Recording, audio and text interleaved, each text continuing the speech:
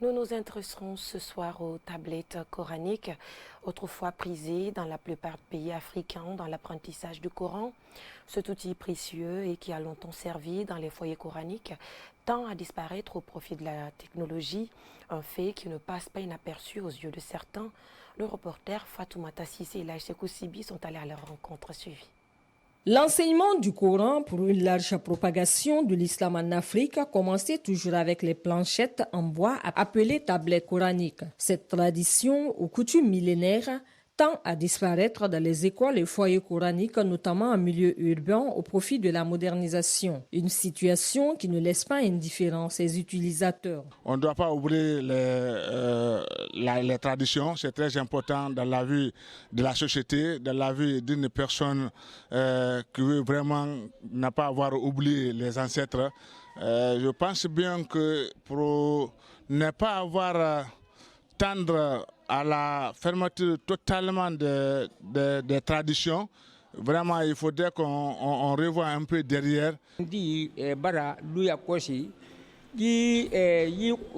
On a tendance à oublier nos coutumes et mœurs au profit de la modernisation, alors qu'avant, nos parents utilisaient les planchettes pour mémoriser le Coran. Mais aujourd'hui, on a abandonné tout. Et pourtant, cette méthode nous facilite l'éducation de nos enfants et développe l'islam.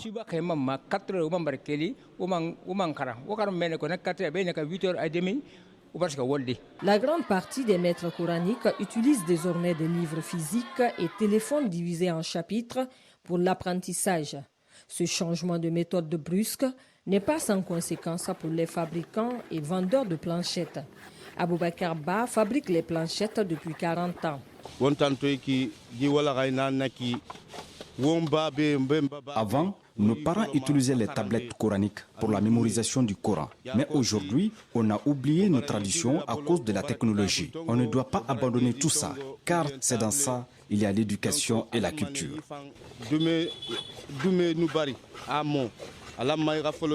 Ce maître coranique enseigne des enfants et des adolescents repartis en plusieurs groupes depuis plusieurs années.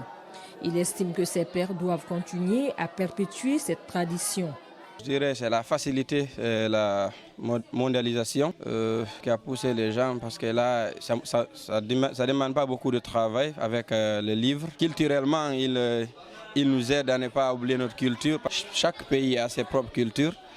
Mais je pense que ça est en train de disparaître.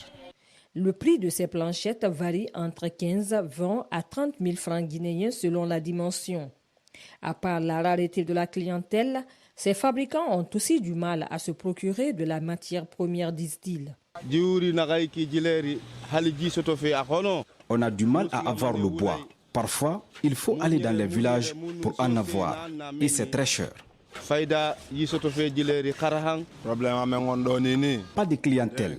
De deux, l'État ne nous aide pas. Ce métier, on est né avec. Je demande à la communauté musulmane de ne pas seulement se concentrer à l'étude française. Ces acteurs déplorent l'impact négatif de cet abandon de la tradition au profit de la modernisation et tirent la sonnette d'alarme. On est né avec ça. Cette méthode est la bonne. Les tablettes coraniques ne doivent pas être abandonnées. C'est notre tradition. On doit la maintenir. C'est important. Nos coutumes et mœurs doivent demeurer, car nos parents s'en servaient partout. Reste à savoir, entre la tablette coranique et livres physiques ou les téléphones, lequel des outils facilite l'apprentissage du Coran.